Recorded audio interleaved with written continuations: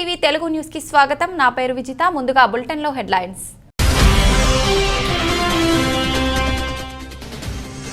PSLV-C-52 rocket ప్రయోగాన్ని విజయవంతంగా ప్రయోగించిన ఇస్రో.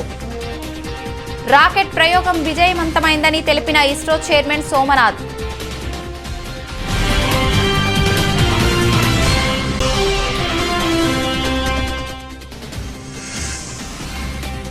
జర్మనీ అధ్యక్షునిగా మళ్లీ స్టెయిన్ మేయర్ మరో 5 ఏళ్లు పదవిలో కొనసాగింపు.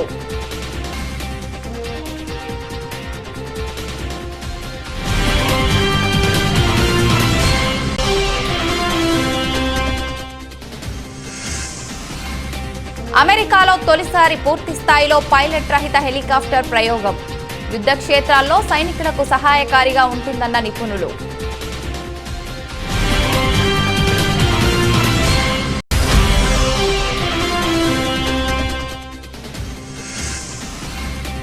ఇస్రో శాస్త్రవేత్తలకు సీఎం జగన్ అభినందనలు. PSLV-C-52 రాకెట్ ప్రయోగాన్ని విజయవంతంగా ప్రయోగించిన ఇస్రో.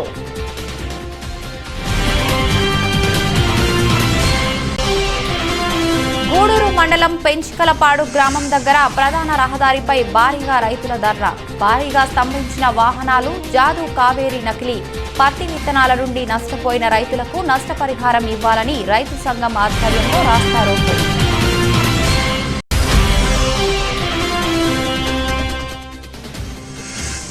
IPL వేలంలో భారీగా ఖర్చు చేసిన ఫ్రాంచైజీలు.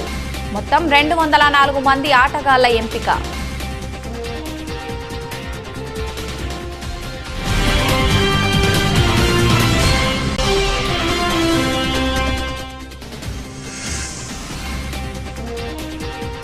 భారీ నష్టాల్లో స్టాక్ మార్కెట్లు. అత్యధికంగా 1550 పాయింట్లు కోల్పోయిన Sensex.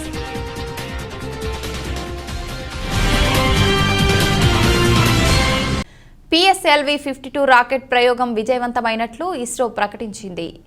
EOS-4 INS-2 TD inspire shot 1తో పాటు మరో 2 చిన్న ఉపగ్రహాలను polar satellite launch vehicle C-52 కక్షలోకి మోసుకెళ్లింది. సోమవారం ఉదయం 5:59 ఆంధ్రప్రదేశ్లోని శ్రీహరికోట సతీష్ ధావన్ స్పేస్ సెంటర్లోని ఫస్ట్ లాంచింగ్ ప్యాడ్ నుంచి ఈ ప్రయోగం జరిగింది. 2022లో ఇస్రో తొలి ఉపగ్రహ ప్రయోగాన్ని ప్రయోగించింది. అంతరిక్ష ప్రయోగాల్లో ప్రపంచ దేశాల సరసన శాస్త్రవేత్తలు భారత కీర్తి పతాకాన్ని సగర్వంగా ఎగురవేశారు. PSLV-52 రాకెట్ ప్రయోగం విజయవంతమైందని ఇస్రో చైర్మన్ డాక్టర్ సోమనాథ్ తెలిపారు. దీంతో శాస్త్రవేత్తల కృషి ఫలించిందన్నారు. ఈ సందర్భంగా ఇస్రో శాస్త్రవేత్తలను ఆయన అభినందించారు. ग्राउंड लेड स्ट्रैप ऑन पृथक कर दिए गए हैं.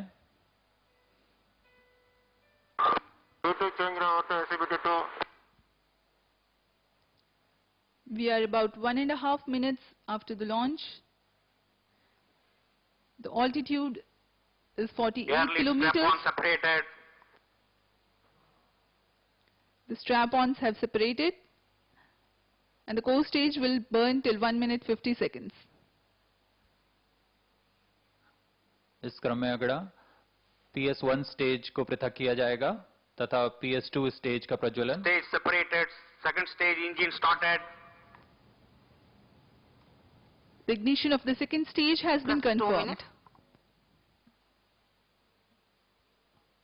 Second stage performance normal. द्वितीय चरण का प्रज्वलन हो चुका है तथा सामान्य निष्पादन कर रहा है. The second stage increases the velocity of ongoing launch vehicle from 1.9 kilometers per second to 4 kilometers per second. On your TV screens, the flight parameters of mission.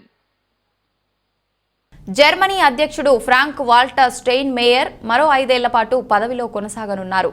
పార్లమెంట్లో ఆదివారం ప్రత్యేకంగా సమావేశమై ఆయన్ను మరోసారి అధ్యక్షునిగా ఎన్నుకుంది. అధికార పక్షంతో పాటు అత్యధిక విపక్షాలు కూడా ఆయన అభ్యర్థిత్వానికి మద్దతు పలికాయి.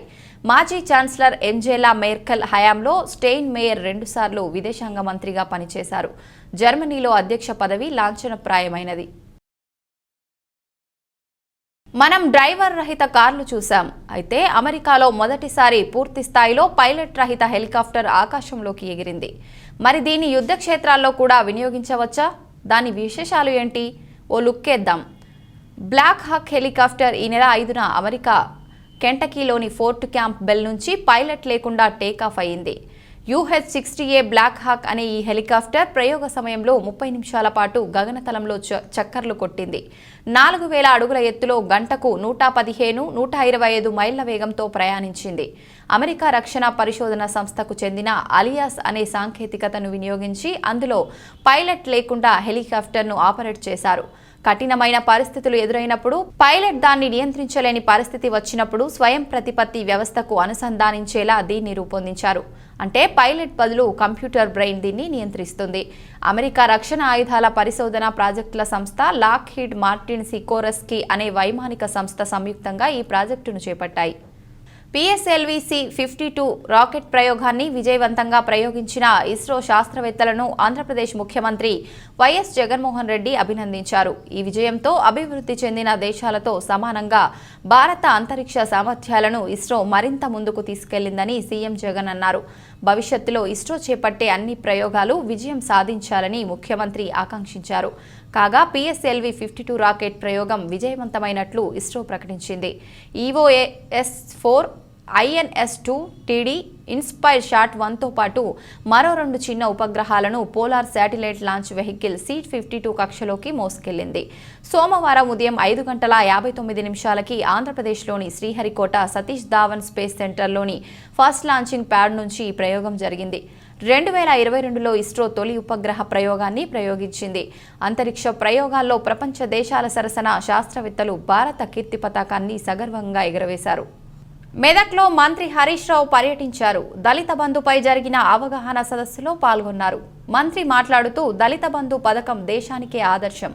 దళితులు ఆర్థికంగా అభివృద్ధి చెందేందుకు సీఎం కేసీఆర్ దళిత బంధు పథకం ప్రవేశపెట్టారు. మార్చి నుంచి నియోజకవర్గంలోని 2000 మంది దళితులకు దళిత బంధు పథకం అందుతుందని అన్నారు. ప్రస్తుతం నియోజకవర్గానికి 100 మందికి దళిత బంధు ఇస్తున్నాం. ఏ పెరవి లేకుండా అర్హులైన వారందరికీ దళిత బంధు వస్తుంది.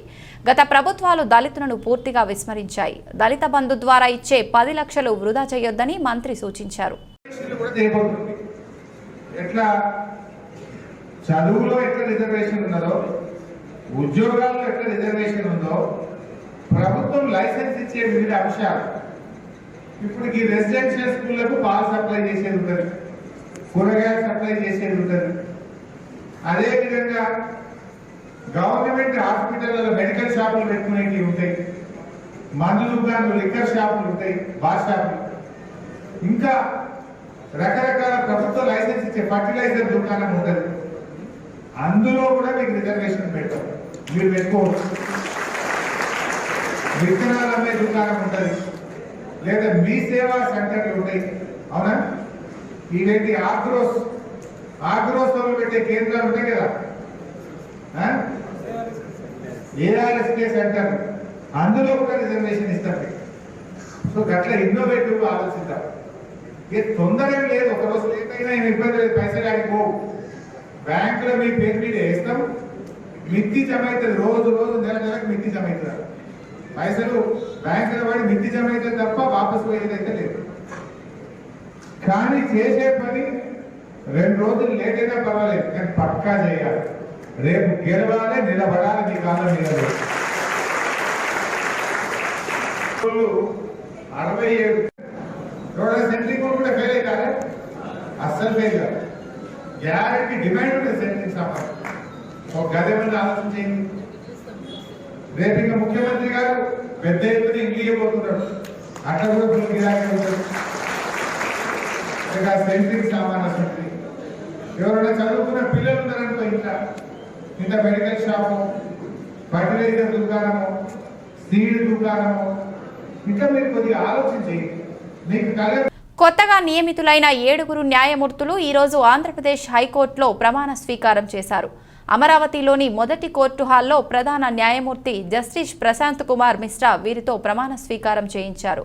ఇటీవల సుప్రీంకోర్టు కోలీజియం ఏపీ హైకోర్టుకు 7 న్యాయమూర్తులుగా సిఫారసు చేసింది. దీనికి రాష్ట్రపతి ఆమోదముద్ర వేయడంతో కేంద్ర న్యాయశాఖ నోటిఫికేషన్ జారీ చేసింది. కొత్తగా న్యాయమూర్తులుగా నియమితులైన తర్లాడ రాజశేఖరరావు, గన్నమనేని రామకృష్ణ ప్రసాద్, నిమ్మగడ్డ వెంకటేశ్వర్లు, సత్తి సుబ్బారెడ్డి, చీమలపాటి రవి, కొనకంటి శ్రీనివాసరెడ్డి, వడ్డీబోయిన సుజాత ప్రమాణ స్వీకారం చేశారు.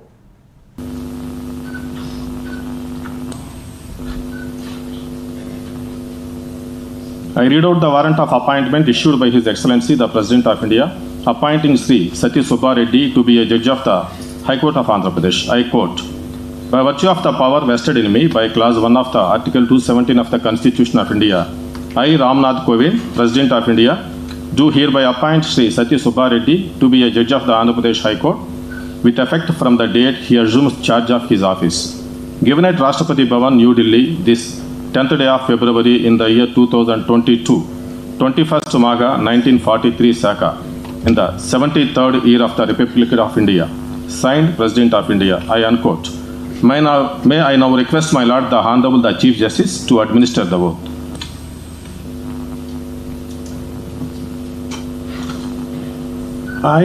I, Sati Subba Reddy, having been appointed a judge of the High Court of Andhra Pradesh, do swear in the name of God, that I will bear true faith and allegiance to the Constitution of India as by law established, that I will bear true faith and allegiance to the Constitution of India as by law established, that I will uphold the sovereignty and integrity of India, that I will uphold the sovereignty and integrity of India, that I will duly and faithfully and to the best of my ability, knowledge and judgment, that I will duly and faithfully and to the best of my ability, knowledge and judgment perform the duties of my office, without fear or favor, affection or ill will, and that I will uphold the Constitution and the laws,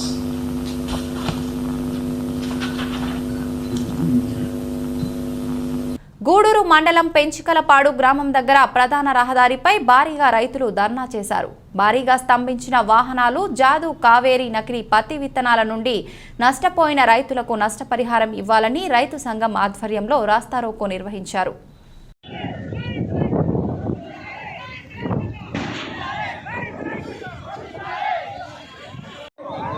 మాకు హామీ ఇప్పించండి, మేము కావేరీ కంపెనీపై చర్యలు తీసుకుంటున్నామని చెప్పేసి, అట్లే revenue recovery act ప్రకారం వారిపైన చర్యలు తీసుకుంటామని చెప్పేసి చెప్తే మేము ఈ ఆందోళన విరమించుకుంటాం.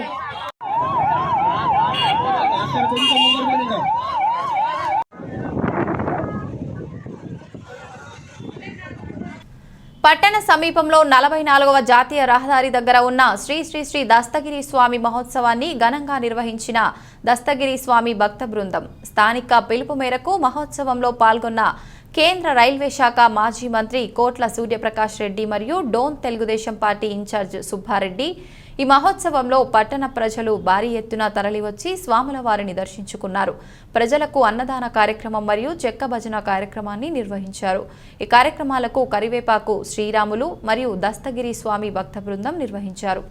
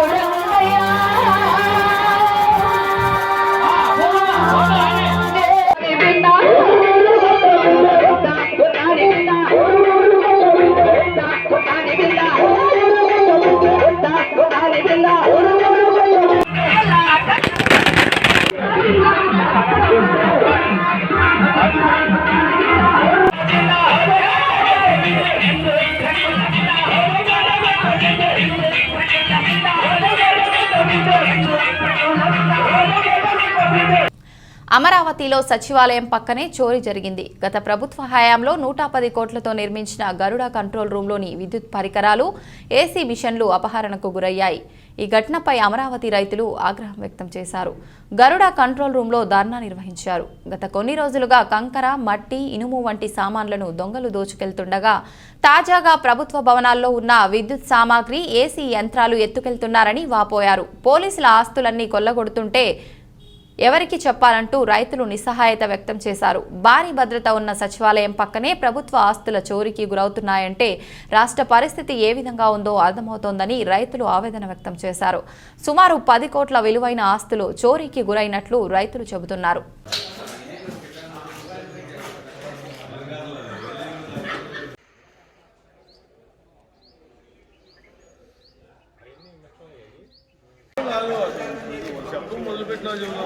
కమాండ్ కంట్రోల్ రూమ్ అంటే సామాన్యంగా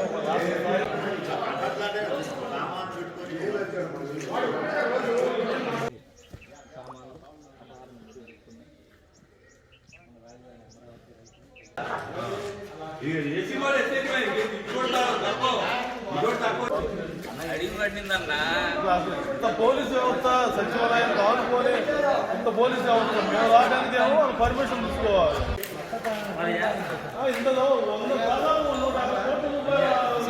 అస్సాం సీఎంపై సీఎల్పీ నేత బట్టి విక్రమార్క ఎర్రుపాలెం పోలీస్ స్టేషన్లో ఫిర్యాదు. రాహుల్ గాంధీపై అనుచిత వ్యాఖ్యలు చేసిన అస్సాం ముఖ్యమంత్రి హేమంత్ బిశ్వా శర్మపై చర్యలు తీసుకోవాలంటూ ఎర్రుపాలెం పోలీస్ స్టేషన్లో సీఎల్పీ నేత బట్టి విక్రమార్క ఫిర్యాదు చేశారు.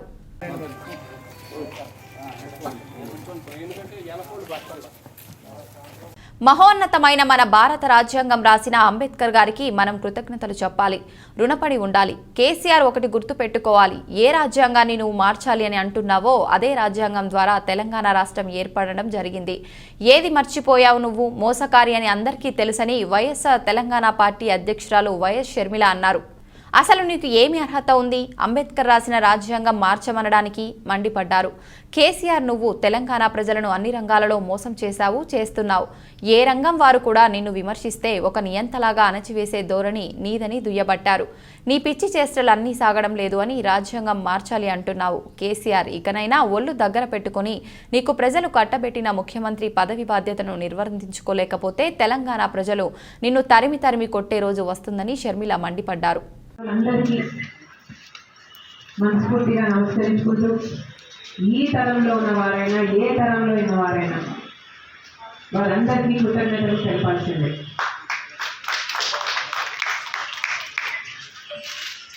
అంతటి గొప్ప రాజ్యాంగాన్ని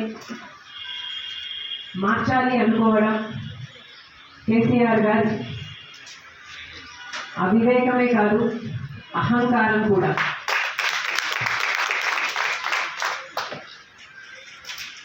అసలు కేసీఆర్ గారికి మన రాజ్యాంగం అంటే గౌరవం ఉందా? దాన్ని పొందుపరిచిన అంబేద్కర్ గారంటే గౌరవం ఉందా? అసలు ఈరోజు తెలంగాణ ఏర్పడింది అంటే దానికి కారణం ఎవరు? అంబేద్కర్ గారు రాజ్యాంగంలో పొందుపరిచిన ఒక ఆర్టికల్ వల్లే కదా ఈరోజు తెలంగాణ ప్రత్యేక రాష్ట్రం కాగలిగింది. ధాన్యం సేకరణలో ఉన్న సమస్యలు పరిష్కరించి జిల్లాలో రైతులు పండించిన ప్రతి గింజను కొనుగోలు చేసేందుకు చర్యలు చేపడుతున్నామని రాష్ట్ర పురపాలక పట్టణాభివృద్ధి శాఖ మంత్రి బొత్స సత్యనారాయణ చెప్పారు. రైస్ మిల్లర్లు అధికారులతో ధాన్యం సేకరణపై మంత్రి సమీక్షా సమావేశం నిర్వహించారు. అనంతరం మంత్రి మాట్లాడుతూ రైతులు ఎవరూ ఆందోళన చెందాల్సిన అవసరం లేదని, ఏప్రిల్ నెలాఖరులోగా రైతుల నుంచి 5 లక్షల టన్నుల ధాన్యం సేకరిస్తామని వెల్లడించారు. జిల్లాలో ఇప్పటికే 3.53 లక్షల టన్నుల ధాన్యం సేకరించడం జరిగిందన్నారు. మిగిలిన 1.53 లక్షల టన్నుల ధాన్యం సేకరణ విషయమై జిల్లా అధికారులు రైస్ మిల్లర్లతో చర్చించి సమస్యలు పరిష్కరించామన్నారు. ధాన్యం సేకరణకు ఇకపై వారం వారీగా, మిల్లు వారీగా లక్ష్యాలను నిర్దేశించడం జరుగుతుందన్నారు. రైతులకు పండించిన పంటలకు మద్దతు ధర కల్పించాలన్నదే ప్రభుత్వ లక్ష్యమన్నారు. ఈ మేరకు జిల్లాలో ధాన్యం సేకరణకు ఏర్పాట్లు చేశామన్నారు.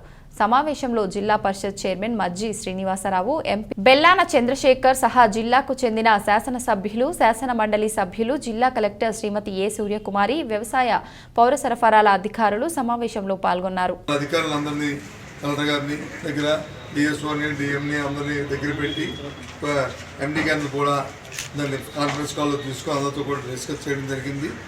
ఇది రాష్ట్రంలో జిల్లాలో వచ్చి ప్యాడీ తాలూకా మరి ఇచ్చిన ఈ క్రాప్ ప్రకారం లెక్కల ప్రకారం 5 లక్షల మెట్రిక్ టన్స్ వరకు ప్రొక్యూర్మెంట్ ఉంది. ఇది ఈ సంవత్సరం లేట్ క్రాప్ కాబట్టి ఇది ఏప్రిల్ వరకు కూడా ఏప్రిల్ 31 వరకు కూడా ఈ ప్రొక్యూర్మెంట్ 5 లక్షల మెట్రిక్ టన్స్ చేయాలి. ఇంతవరకు వాస్తవంగా 3,53,000 మనం పౌడర్ ద్వారా మరి సేకరించడం జరిగింది. దాన్ని మిల్లింగ్ కూడా జరుగుతున్నది, ఆ సప్లై కూడా జరుగుతుంది. ఎందుకంటే ఎంత మిల్లింగ్ జరిగితే అంత వచ్చి మిల్ల మిగతా అది మళ్ళీ పౌడర్లోకి రావడం అనేది జరుగుతుంది. కొన్ని సిస్టమ్స్ ఉన్నాయి కాబట్టి దాని ప్రకారం ఇంకా 1,53,000 మెట్రిక్ టన్స్ చేయవలసి ఉంది. వీటి కూడా ఒక మహాపుణ్యక్షేత్రమైన శ్రీశైలం మహాశివరాత్రి బ్రహ్మోత్సవాల నిర్వహణకు ముస్తాబవుతోంది.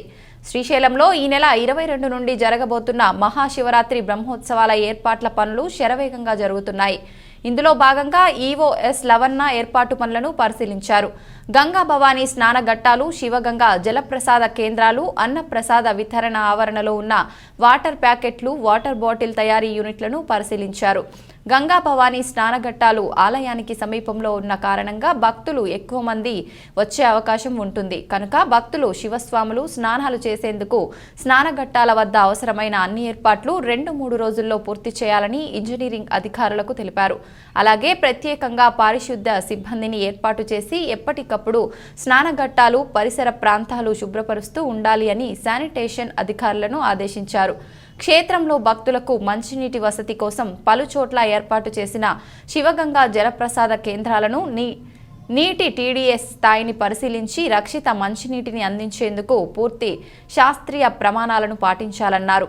వాటర్ బాటిల్, ప్యాకెట్లు తయారీ యూనిట్లను కూడా పరిశీలించి ఉత్సవాల సమయంలో ఎటువంటి ఇబ్బందులు ఎదురుకాకుండా ఎప్పటికప్పుడు అవసరమైన చోట్లకి సరఫరా చేయాలని అన్నదానం విభాగం అధికారులను దేవస్థానం ఈవో లవన్న ఆదేశించారు.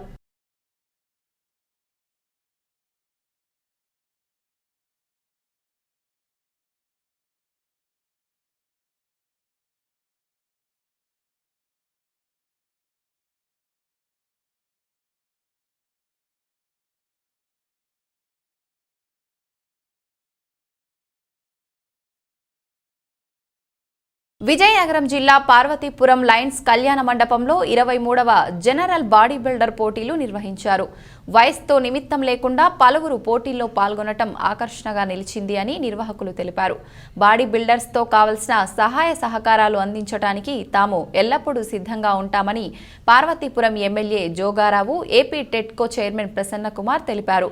విజేతలకు ఎమ్మెల్యే తదితర అతిథులు కలిసి బహుమతులు, ప్రశంసా పత్రాలు అందజేశారు. ఈ కార్యక్రమంలో పట్టణ ప్రముఖులు, బాడీ బిల్డర్లు తదితరులు పాల్గొన్నారు.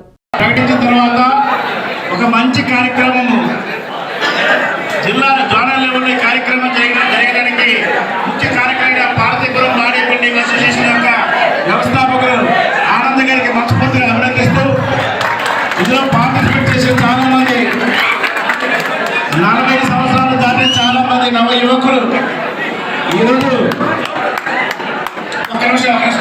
నేను ఇక్కడ సీరియల్ నెంబర్ 129తో మాట్లాడితే ఆయన ఆశ, ఆ బాడీ బిల్డింగ్ పట్ల ఆయనకున్న ఒక కృతజ్ఞత ఎలా ఉందంటే ఆయన ఒక తాపీ పని చేస్తూ గౌరవ ఎమ్మెల్యే గారు చెప్పడం జరిగింది. వయసు అనేది కేవలం మనం ఒక రోజు దాటిపోతే ఇంకో రోజు ఎలా వస్తుందో అది కూడా ఒక సంఖ్య లాంటిదే. కానీ పట్టుదల, కృషి ఉంటే ఎంతవరకైనా ఎదగొచ్చు, పేదరికం అడ్డం కాదనేది ఆ వ్యక్తి ప్రూవ్ చేస్తే ఇలాంటి వ్యక్తులు చాలా మంది ఈ వేదిక మీద ప్రజల యువతని కోరుకునేది ఏంటి అంటే మీరు ఇది ఒక ప్రొఫెషన్గా తీసుకోవాలి తప్ప దీన్ని బుద్ధిమాన్యంతో మీరు ప్రదర్శిస్తే మీకు మంచి ఫలితాలు. రాష్ట్రంలో ఎల్కేజీ నుంచి పీజీ వరకు ప్రభుత్వం ఉచిత విద్యను ప్రోత్సహిస్తుందని రాష్ట్ర మంత్రి బొత్స సత్యనారాయణ అన్నారు. విజయనగరం జిల్లా గజపతి నగరం మండలం గుడిపేట గ్రామంలో నూతనంగా నిర్మించిన జిల్లా పరిషత్ ఉన్నత పాఠశాల బాలికల వసతి గృహంను ఆయన ప్రారంభించారు. ఈ సందర్భంగా మంత్రి మాట్లాడుతూ స్వర్గీయ వైఎస్ రాజశేఖర్ రెడ్డి బాటలో అతని తనయుడు వైఎస్ జగన్ నడుస్తూ విద్యాభివృద్ధికి అత్యంత ప్రాధాన్యత కల్పిస్తున్నారని అన్నారు. విద్యాభివృద్ధిపై పెట్టే పెట్టుబడిని క్షేమంగా భావించడం లేదని, అభివృద్ధికి పెట్టుబడిగా ప్రభుత్వం భావిస్తోందని ఆయన వెల్లడించారు. కార్యక్రమంలో MP Bellana Chandrasekhar, MLA Basava Appala Narasayya, MLC Suresh Babu, joint collector Mahesh Kumar తదితర అధికార అనధికారులు పాల్గొన్నారు. కేజీ టు పీజీ వరకు కూడా ఉచిత విద్య ఉండాలని మీకు అందరికీ కూడా ఫీజు ఇన్వెస్ట్మెంట్ స్కీమ్ పెట్టి చదువుకునే ఏర్పాట్లు చేశారు.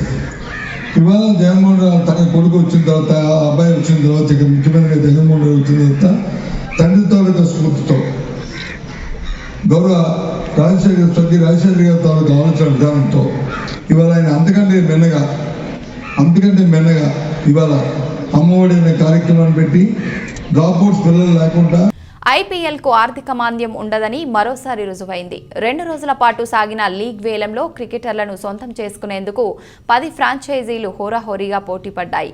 గరిష్టంగా 217 స్థానాలకు ఆటగాళ్లను ఎంచుకునే అవకాశం ఉండగా అన్ని జట్లు కలిపి 204 మందితో సరిపెట్టాయి. ఇందులో భారత్ నుంచి 137 మంది ఉండగా విదేశీ క్రికెటర్లు 67 మంది ఉన్నారు. 2022 సీజన్ వేలం కోసం అన్ని టీములు కలిపి 551 కోట్ల 70 లక్షలు ఖర్చు చేయటం విశేషం. ఎప్పటిలాగే కొందరు ఆటగాళ్లకు అంచనాలకు మించిన అనూహ్య ధర పలకగా మరికొందరు స్టార్లు ఆశ్చర్యకరంగా తక్కువ విలువతో సరిపెట్టుకోవాల్సి వచ్చింది. ఏ ఫ్రాంచైజీ కూడా ఆసక్తి చూపించకపోవడంతో మరికొందరు పెద్ద క్రికెటర్లు కూడా నిరాశగా చూస్తుండిపోవడం కూడా సహజ పరిమాణంలా కనిపించింది. 2వ రోజు ఆదివారం సాగిన వేలంలో ఇంగ్లాండ్ క్రికెటర్ లియామ్ లివింగ్ స్టోన్ను అత్యధికంగా 11 కోట్ల 50 లక్షలకు పంజాబ్ కింగ్స్ సొంతం చేసుకుంది. ఓవరాల్గా 4 హైదరాబాద్ క్రికెటర్లు నంబూరి ఠాకూర్, తిలక్ వర్మ, సివి మిలింద్, భగత్ వర్మ, రాహుల్ బుద్దిలకు 3 ఆంధ్ర క్రికెటర్లు అంబటి రాయుడు, కేఎస్ భరత్, అశ్విన్ హేబర్లను వివిధ ఫ్రాంచైజీలు వేలంలో ఎంచుకున్నాయి. వేలానికే ముందే సిరాజ్ను బెంగళూరు ఎంచుకోగా ఆశ్చర్యకరంగా టెస్టు క్రికెటర్ హనుమా విహారీ పేరు కూడా వేలంలో వినిపించలేదు.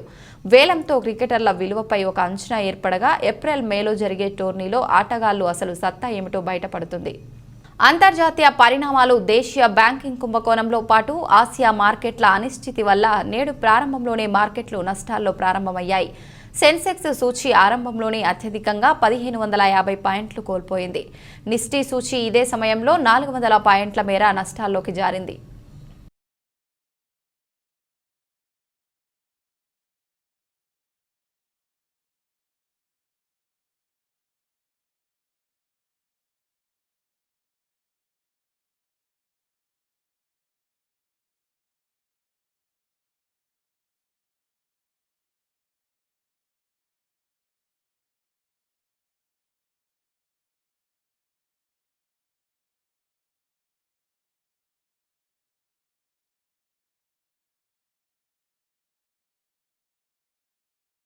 బులెటిన్ ముగించే ముందు హెడ్లైన్స్ మరొకసారి.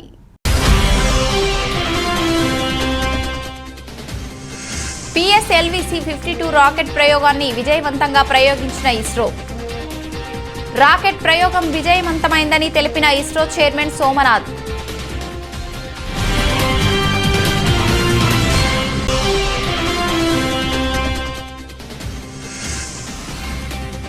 జర్మనీ అధ్యక్షునిగా మళ్లీ స్టెయిన్ మేయర్, మరో 5 ఏళ్లు పదవిలో కొనసాగింపు.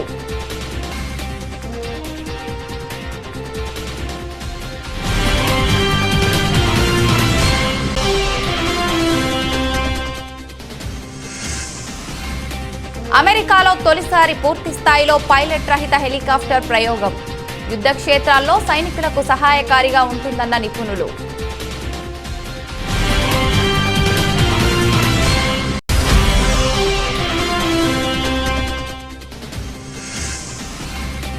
ఇస్రో శాస్త్రవేత్తలకు సీఎం జగన్ అభినందనలు. PSLV-C-52 రాకెట్ ప్రయోగాన్ని విజయవంతంగా ప్రయోగించిన ఇస్రో.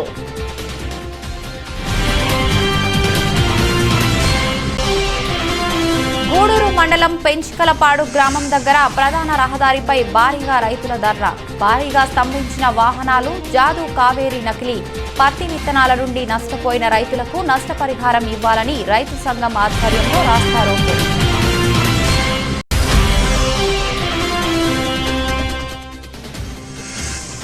ఐపీఎల్ వేలంలో భారీగా ఖర్చు చేసిన ఫ్రాంచైజీలు. మొత్తం 204 మంది ఆటగాళ్ల ఎంపిక.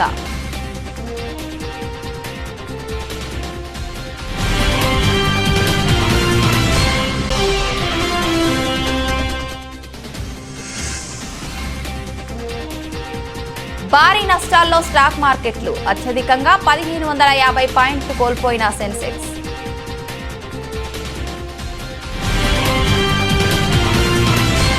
ఇది ఇవాల్టి బులెటిన్. మరొక బులెటిన్లో మళ్ళీ కలుసుకుందాం. అంతవరకు సెలవు. నమస్కారం.